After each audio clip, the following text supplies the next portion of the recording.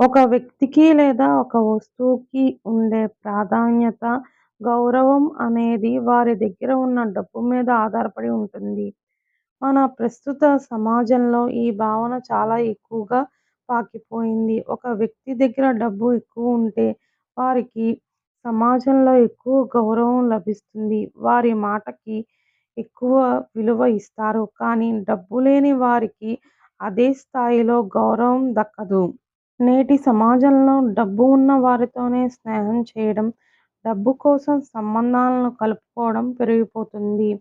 నిజాయితీ, దయ లాంటి విలువలకు ప్రాధాన్యత తగ్గి కేవలం డబ్బు సంపాదన మీదే దృష్టి పెడుతున్నారు నేటి యువత. మనిషికి డబ్బు ఒక్కటే విలువ కాదు. మానవ సంబంధాలు, ఆరోగ్యం, ఆనందం, జ్ఞానం, మంచి మనసు వంటి వాటికి డబ్బుతో పోల్చలేని విలువ ఉంటుంది. ఒక వ్యక్తి ఎంత సంపాదించాడన్న దానికంటే సమాజానికి ఎంత మేలు చేశాడన్నదే ముఖ్యం. అంటే డబ్బు అవసరమే కానీ అది మాత్రమే విలువ కాదు. మనం డబ్బును సాధనంగా చూస్తే మంచిది. లక్ష్యంగా కాదు.